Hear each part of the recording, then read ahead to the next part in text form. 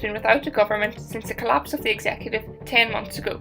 Months of talks and numerous deadlines later, we appear to be no further ahead, and some may argue that we are even a step behind.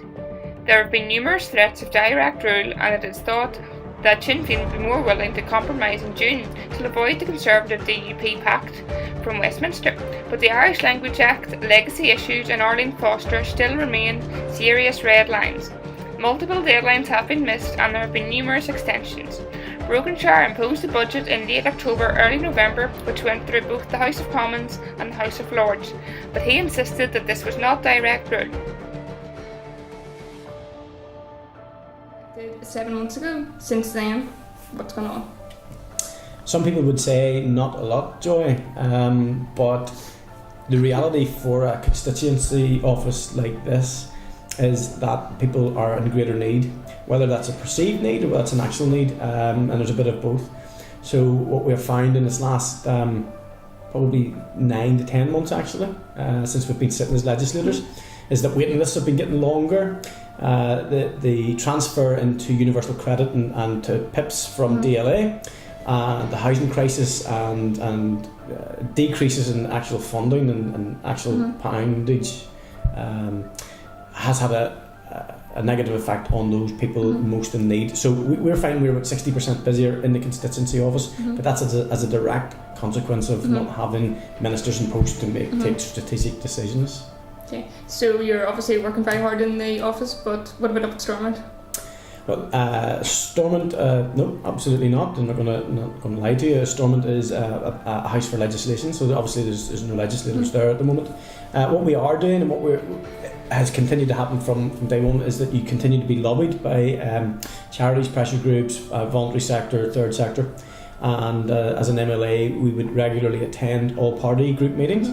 My heart is in health, particularly mental health, so on a monthly basis we would be there maybe 2, 3, 4 times, and have some meetings with some other groups too, but the all-party group meetings are also going on, which is a good opportunity perhaps to get the directors responsible from the departments in and challenge them or talk to them and see what's going on.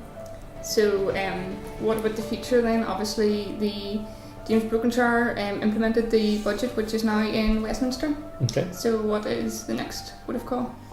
I think what we're lacking in this country and have done for some time is confidence and hope. And I think it's a critical point in politics in Northern Ireland. So there are those that have said that we can't return and mustn't return to the status quo. I agree with that, but I think that's one thing that all parties have agreed on, because it wasn't good government, and when you, as I did for a new politician, seeing what actually happens for the first time, it's quite revealing. Sometimes something needs to get to the point where it's actually broke before it can be rebuilt again. We're possibly at that juncture now. I think the two bigger parties, the DUP and Sinn Féin, will have to go some length to convince me that they are fit to govern, and that it would be right and proper for my party to be part of an executive where they sit. Certainly they didn't instill confidence in me the last time that we were there, and I was disappointed in some of the government and governance. That being said, I do believe there are good parties, good people within each party, and there is the potential, if those stars were allowed to shine and bring those ideas forward, but there would be a good vision for all the people in Northern Ireland. And what do you think will happen? Like, what is your gut instinct? Thankfully I'm not a betting man. I've never been one for and up until this summer I'd have been very hopeful that there would have been a negotiated settlement. I think any settlement may not have been a negotiated one. I think it may come to the point where they're having a settlement because they have to, because they've literally run out of time and patience from the British government. I still think they'll come to an agreement. I just hope that with the agreement comes confidence, a bit more transparency, openness, and a wee bit more trust, because without it, things potentially may not be a whole lot better.